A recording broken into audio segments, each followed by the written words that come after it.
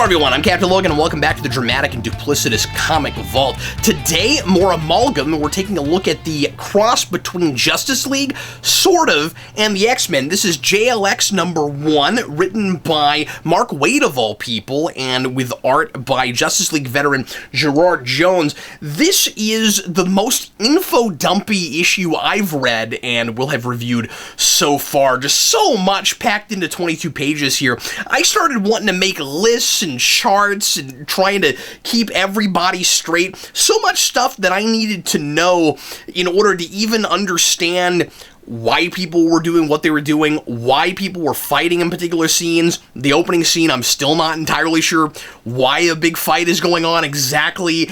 And there's a lot of important information that is not made explicit right away, and that if you read a synopsis, on the internet, it becomes a lot more clear, and you would expect that then when you would read it, it would feel like the things that an article makes important and explicit and puts right up front that would be the way the issue was handled, and that is not what happens here, because we have to pretend like these comics have been going on forever.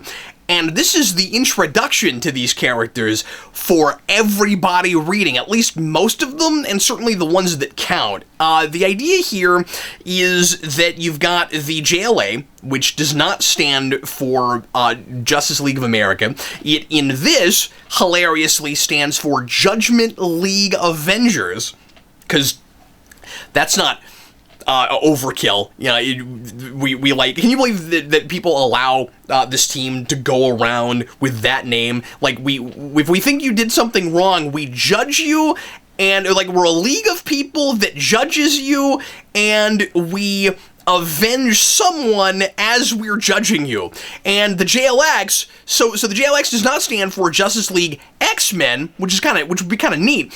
It stands for Judgment League X-Men, and this new Judgment League forms because they think the last one was too judgmental, sort of like a Baptist church splitting off. And what we have here is a kind of a frame-up job where somebody that hates mutants, it's Will Magnus, he frames this version's, there are so many characters, this is going to be crazy trying to keep all this straight, but he frames this world's version of Submariner, who in this is Aqua Mariner, and he's basically just the Submariner. He basically just acts like Namor, except that I guess he's more of a team player because he works with a team, but that's about it. He's got a little Aquaman in him in what he looks like, but he's pretty much just Namor.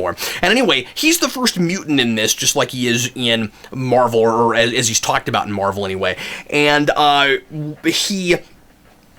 he's being framed by Will Magnus, and again, this all is just throwaway dialogue at the beginning. If you blink, you miss it, and it's really important. He's framed for blowing up a Roxxon oil tanker or something, and the JLA throws him out, and the other mutants aren't happy, and I guess they trust him and think that he didn't actually do what he's framed for doing, just because they're all mutants too. And we're really overly simplistic about that in this, where if you're a mutant, all the other mutants trust you, and if you're not a mutant, then you're like a whole other species, and we don't trust you, and they don't trust us, and there's plenty of bigotry to go around. It's not just that the mutants hate humans, or it's not just that the humans hate mutants in this, it's that the mutants are just as quick to be bigots, especially Apollo, who is Cyclops, and I'll get to that in a minute. So what ends up happening is they break off, and then at the beginning of this, there's just a big giant fight. I guess just because the JLA doesn't like the fact that the JLX branched off, and that seems to have happened a while ago, and they're just now getting around to a big giant fight where there's some dialogue where it's like, we were okay with this for a minute, but you've gone too far, and we have to stop you. And I don't really know what exactly they're trying to stop them from doing. The big thing they want to do is to find their roots, the original mutant stomping grounds, which is Atlantis, which is an interesting idea. So they want to figure out their origins and where the rest of the Atlanteans went, where the rest of their people are. And the Judgment League Avengers don't seem to have really any qualms about that I'm seeing on the page, and so I'm not really sure what it is, except for the fact that they're protecting the Aqua Mariner, but they've been doing that for a while. So anyway, the big giant fight at the beginning seems to be kind of just an excuse for a big giant fight, and like I said, it is crazy to have this many characters on a page, because not only are we pretending like we're recapping stuff for new readers, what we're really doing is just setting the stage in the first place. And I mean, like, it's in medias res, sure, but there's a whole lot of really stilted dialogue where it's like, and then there's this time that this happened, and that ends up being really important, but you don't know it on a first read, and you know, a whole lot of exposition and dialogue like you would expect anything like this. And by the way, I probably sound like I am criticizing this really hard. Mark Waid is having a blast doing this, and all of the things that I'm criticizing, all of the kind of standard you know, comic book faux pas of like having, you know, a whole lot of exposition and dialogue, and way too obvious recap, throwing, you know, shoving way too much on a page in order to get all this stuff in one issue and all of that. Mark Waid totally knows he's doing that, and he's having an absolute blast with it. He's breaking all the rules, and I can kind of tell while I'm reading it that he thinks it's hilarious. At least that's kind of the sense I get from it. And also just, he's kind of forced to do this because he's only given one issue, and he has to deal with all these characters, and I don't know if he got to pick all the characters and all the blends, or, I mean, some of this obviously was probably a group effort, because some of these characters just, you know, show up on the page in Marvel vs. DC. And so now we have them, and we have to do something with them, and we have to put them in books. And, but, like, you know, it's bad enough to have all of that going on, all these characters that you're not immediately familiar with, and all these, you know, stated motivations that you're trying to keep track in your mind, but that you're not really, you know, living with these characters and learning and getting that from learning to, you know, care about these characters. It's way worse when it's blends of characters that you may or may not be familiar with, and you're trying to figure out who they all are also, all at the same time. And there's a lot of stuff in this where there are blends that you might have immediately figured out and would have meant more to you in the 90s when this was published. One of them is, you know, I talked about that some with Spider-Boy, where you have the Ben Reilly clone mixed with the Superboy clone, and that's kind of fun because they're both clones. Here, you've got a few of those. You got Ray and Cyclops, Ray from DC. I'm not familiar with that character at all. I had to look up Jean Grey is also. Jean Grey is Phoenix and Fire from Fire and Ice. And those are characters I actually am familiar with because of Death of Superman, but I imagine most people looking at this now will be like, why is she in this bizarre green getup, and who is she blended with? So just trying to figure out who all the blends are gets crazy, while also trying to piece all the, you know, plot and story stuff together. I'll mention some of these other characters just real briefly, people that I'm not going to talk about when I'm you know, giving synopsis and talking about the overall story. But we have some fun characters. We have Captain Marvel is a blend of both Captain Marvels, and I think that's absolutely hilarious. We have Marvel, and then we have the DC Shazam Captain Marvel, and they're just totally blended, and we have Captain Marvel. And that might seem like the obvious choice, but I love that they went that far and that they did that. You have Hawkeye, that's just Green Arrow and Hawkeye. You have Firebird, okay, so that's Phoenix and Firebird. Okay, and then like I said, Apollo is Ray and Cyclops, and he's just Cyclops. He's the leader of the team. Angel Hawk is Hawkman and Angel put together, and there's this big. He has this big secret where he's a mutant, but he doesn't let anybody know it. But the leader, you know, I said Cyclops is the leader, but then they also have their own Professor X, who's called Mr. X. and he knows that Angel Hawk is a mutant, but nobody else does. So the way that fight ends at the beginning is he has an opportunity to fake an injury, and Mr. X tells him to pretend like he's hurt, and so he does that, and then the JLA is all worried and feels bad because he pretends like he broke something, and then the fight ends, and then the JLX goes and tries to find Atlantis, and there's this kind of fun moment where he says, thanks a lot for putting real pain in my head so that Captain Marvel would think that I was actually injured when he can read my mind. And Mr. X is kind of interesting, and weirdly has another big reveal like Doctor Strange Fate did, and it's two different Xaviers. So you have the real Charles Xavier, who's Doctor Strange Fate, who is actually a mutant. And then here you have Mr. X, who is mysterious and nobody knows anything about him, and he is telepathic, but nobody knows what he is, and he won't say that he's a mutant even though he leads this mutant team. He's also a fugitive from the law and isn't above breaking the law, so I'm not 100% sure why he's above lying about his being a mutant, because he's lying in the sense that he's not telling anybody what he is in the first place. But I suppose these are his friends, and he doesn't want to deceive them any more than he has to. I guess that's the point. But anyway, so Mr. X is also an Xavier, or at least he calls himself that, and pretty convenient that he comes up with that name. I don't think it has anything to do with Charles Xavier, and nobody knows that Doctor Strange Fate is Charles Xavier. As far as I know, nobody knows who Charles Xavier is at all. So convenient that he comes up with that name, but at the end we discover, because he conveniently has to reveal himself, and of course he's been with these guys for a long time, and because we only have one issue to do anything with, all the important stuff all happens right away, right now, in order to save Runaway, who is basically Rogue.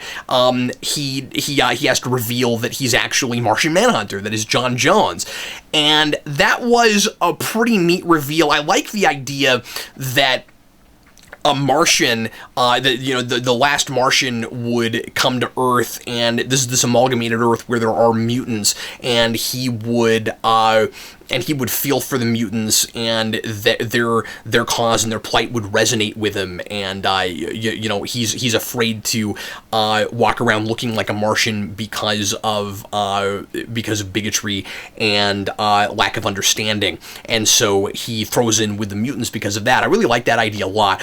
What's weird about it is, just so that we can get an amalgamation in there, he is also a Skrull, but there's no discussion about what that means. He's just called the Skrull. So he's a Martian, and I thought I missed something. I looked at this again, and it really looks like it's just, he's the Skrull, but he's a Martian, and the Skrull is just his name. And otherwise, he's just John Jones, pretending to be basically Professor Xavier. So, I don't know. That's super silly, and I think that could have been, finding a way to get the Skrull thing in there could have been way more interesting. But anyway, so the guy who frames Namor, who frames Aqua Mariner, God, there's so many characters to keep up with in this, is, like I said, Will Magnus, who is an amalgamation of a character in DC that I wasn't familiar with, a scientist named Will Magnus, this just really brilliant scientist guy. He's a blend between him and Bolivar Trask, and so it turns out that he's actually in Atlantis and is taken over there, and he's got like a MacGuffin device that he's found there, and he's made a bunch of Sentinels and has them there.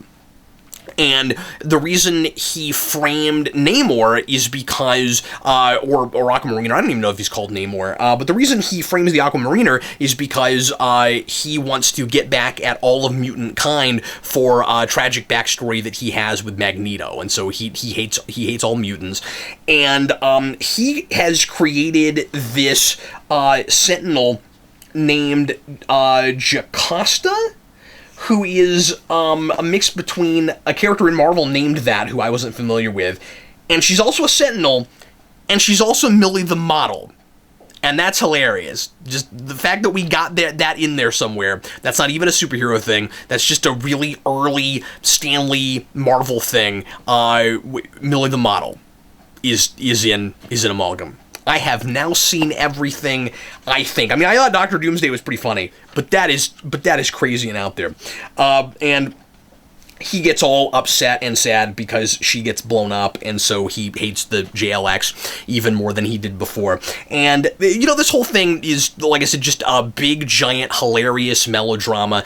It definitely feels more X-Men than it does Avengers, especially because, I mean, like it's supposed to be that, you know, it's this branch-off team. It's they leave because the Avengers don't understand them.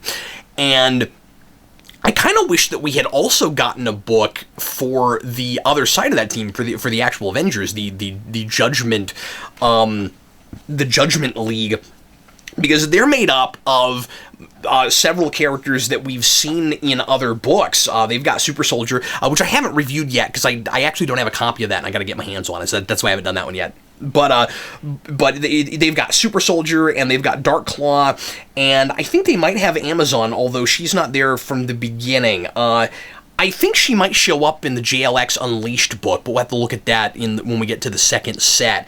But it's kind of fun because both these teams have seven members, so we're uniting the seven. And at first, you know, I read this first page, and not looking at the cover, I'm like, oh, this is the JLX. And then I turn the page, and the actual JLX is a different team. And so I found myself paying way too much attention to the characters on this first page, which actually really aren't that important. They're just the kind of, at least for the sake of this, the throwaway regular team that just doesn't like the fact that these members branched off because they don't understand the mutant plight and all of the intolerance and stuff. I should mention the Quicksilver character. There's what is his name? There's this mix of, I'm looking for him. Mercury. So we've got Apollo when we have Mercury. It might have been neat if we'd found a way to make all of them just Greek god names. But anyway, so we have Pietro Allen. And he is, of course, a mix between Impulse. He's Bart Allen, and he's Pietro Maximoff. So he's Quicksilver and he's Impulse. And there's this absolutely bizarre page where he's right up in your face, running at you.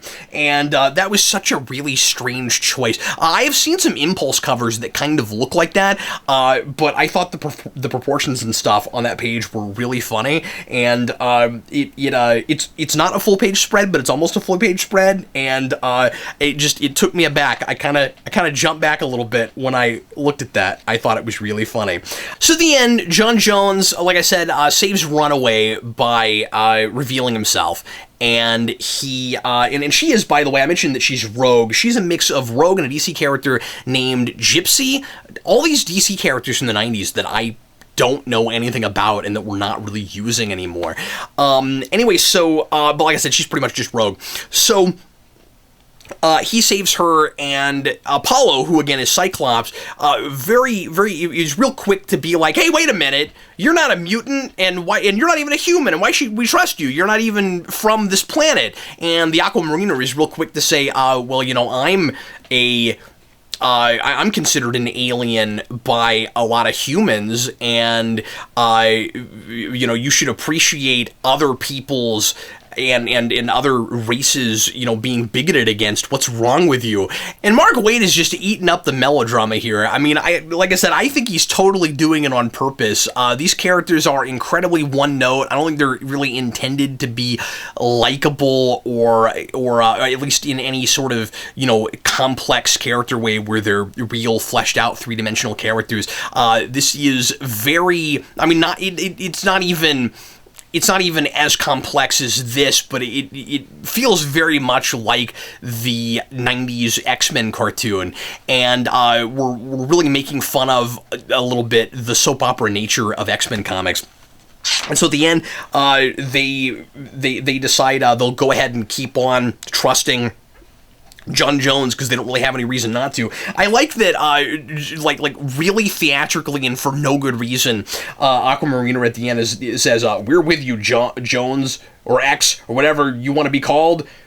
We're with you for now." And he's the one on the previous page that was like, "We have no reason not to trust this guy." Then you turn the page, and just so that we have a punchy ending, he's like, "For now." And anyway, it's really funny. I'll read one of these letters from one of these fake letters on the letters page because these are always fun. Gents, you have some explaining to do. For years, the great debate at my comic shop was whether Apollo and company should excise themselves from the JLA. There were enough... I couldn't be that clever. There were enough dangling plot threads for the mutant members of the world's mightiest heroes to warrant their own adventures. Isn't that really interesting? By the way, I guess I'll interrupt this for a second and say that you know, people have said for a long time, me included, that the X-Men have such a complicated and convoluted world of their own. They really don't need Marvel, and they almost don't fit sometimes, where you have this whole subculture of Marvel about mutants that doesn't come up in a lot of other books and feels like it's not even really present. And so for to kind of turn that on its head here, where the X-Men are this subculture, this subsection of the Avengers, and that they really kind of warrant their own book. That's kind of an interesting idea, I think. Finally, I could stop holding my breath. I'd heard over the internet that the JLX was making its way to the racks. Words can't express the great expectations I have for this book. And again, remember, these are fake letters. These aren't, you know, real comic writers that are writing these. From the getting carried away with enthusiasm department, number 1, will Lord Nimrod and his extremists return to reveal the final secret of Firebird's origin? Is she from an alternate future, or was he just pulling our leg? That's hilarious. You've always got time travel stuff with X-Men, because we've got to just make it as elaborate as humanly possible. Number 2, now that she's been dumped by the JLA, will run away, rejoin the Brotherhood of Injustice, and her mother, Miss Teak. Miss, M-S, Teak, T-I-Q-U-E. That's hilarious. Number 3, when the Rebel Skrull... Okay, so they're... Wait a minute. So there are Skrulls, but he's a Martian, but he's just called the Skrull. So he's a Martian and a Skrull? Is he... I'm confused. When the Rebel Skrull were driven from Mars by the Kree, one lone survivor fled to Earth. Oh, okay. So you gotta read this to even understand what in the world John Jones is talking about. So the idea is the Skrull lived on Mars, and then the Kree drove them off, and then there was one lone survivor, and that's John Jones. Okay. Any chance he could be the missing link to mutant kind's origin? Well, that's interesting that he says that, and maybe that's supposed to... Because I think these letters pages really fill in stuff where we couldn't get nearly as much in the issue as we wanted to. So if you read these, you get some of the ideas from the perspective of readers writing into the comics of what the actual writers of the comics might or maybe would have liked to have done with these characters. Number 4, with her falling out with Super Soldier, will Amazon lead the JLX? How about guest appearances by Sunstorm, Spider-Boy, Meta Mimic, Extreme Works, and Speed Demon? And number 6, can I get an advance copy? So, something else I meant to mention was sometimes I'll read synopses, like I said, on the internet that help to flesh this stuff out and point out anything that I might have missed, because sometimes these get really dense. And one thing that the article that I read on Wiki, I think it was the Amalgam Wiki, kept bringing up was, it kept using the term meta-mutant. So, like, we took metahumans and mutants and we smashed those together and called them metamutants. That never comes up here. So I don't know where that came from, and if anybody can help me out. I don't know why that article was calling them metamutants when here they're just called mutants. But that seems really weird, because a metahuman is a human with extraordinary powers. So so some kind of an advanced human, a metahuman. So what would a metamutant be? Like, if you were a mutant, you wouldn't be... Like it seems like a meta-mutant would be a different kind of mutant, not like a different kind of human that becomes a mutant. That's really strange, but anyway. There are other things I could have mentioned about this, but like I said, a whole lot of characters and just a bunch of stuff going on that took a while for me to get my head around. Anyway, thanks a lot for watching. Sure appreciate it.